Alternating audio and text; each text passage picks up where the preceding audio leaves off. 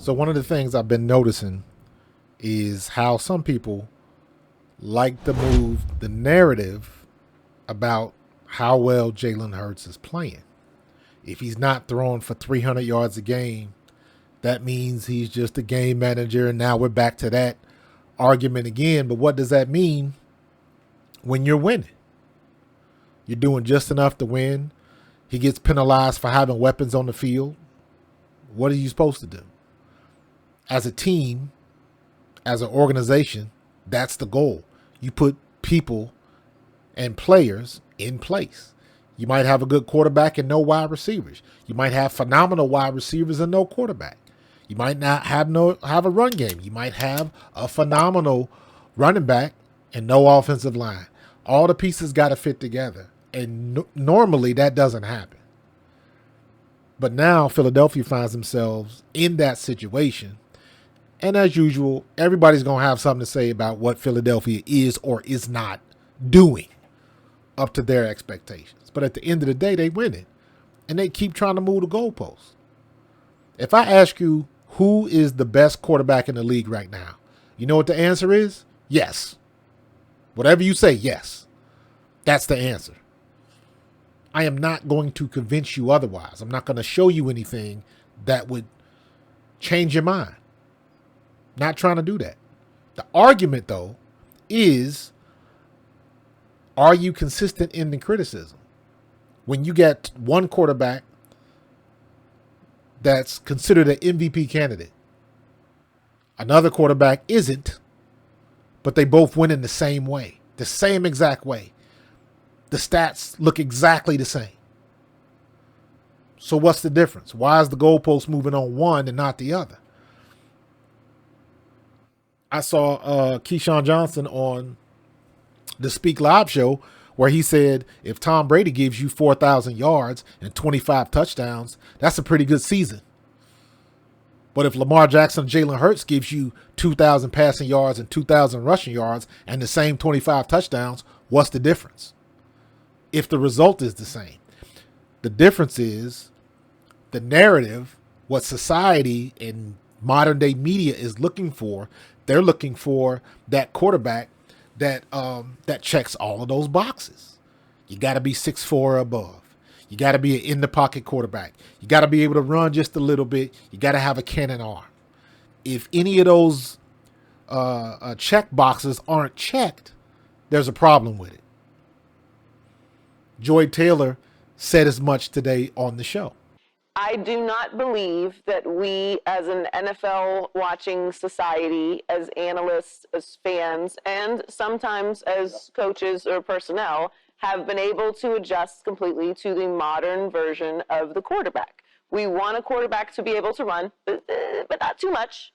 We want him to be able to be mobile. You can't be a statue in the pocket anymore. But again, don't default to your athleticism. It is this combination of things that we haven't been able to define, and Jalen Hurts and Lamar Jackson fall into this category quite a bit. So sometimes the people that are criticizing and got something to say, they're just not comfortable. I agree with her 100%.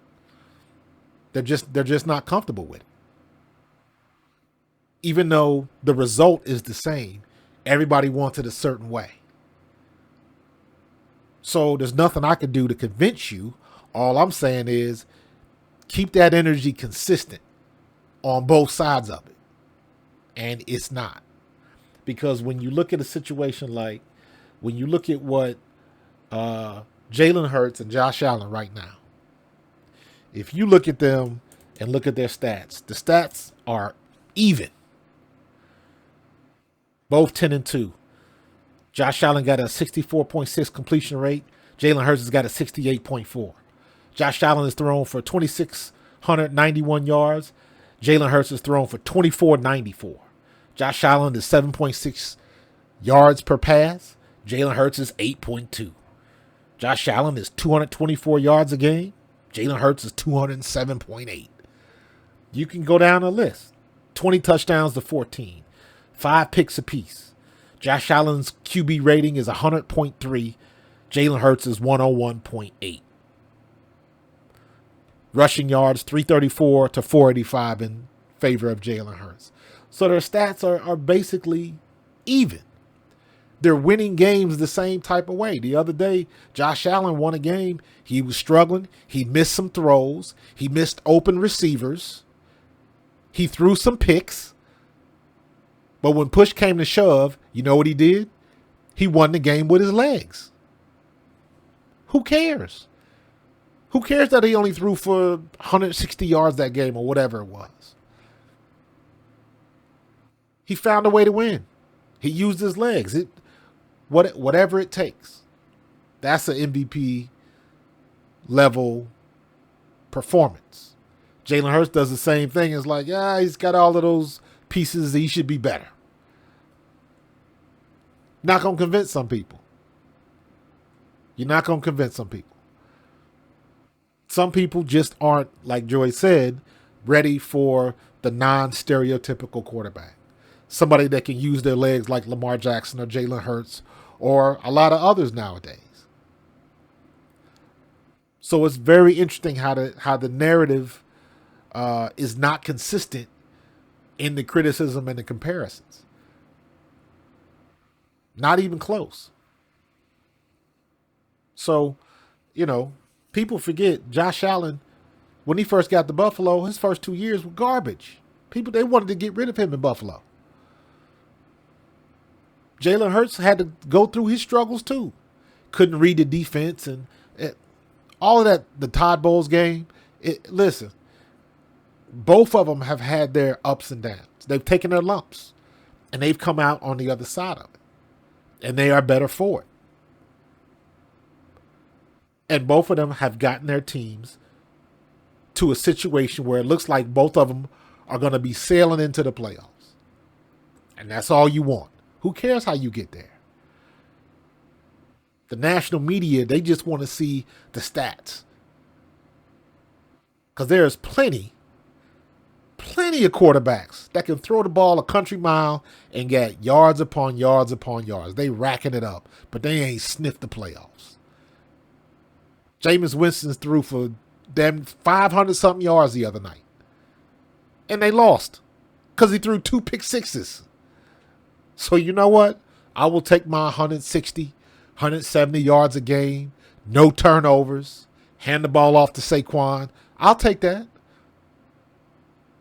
Whatever it takes to get those dubs. You might not like it, might not be flashy, might not be pretty, but it gets the job done. That's what it comes down to. So whoever your favorite quarterback is, you go down the list, you can look at whatever power rankings you got, top 10s, all of that type of stuff, because it doesn't matter. The answer is yes. If you like them, I love it. Because at the end of the day, doesn't matter who's on your list, who's your top choice, it's irrelevant. At some point in time, 2 dudes are going to meet on the football field and they're going to decide what's what. That's how you decide who's number 1 on a list. And that's the way it should be.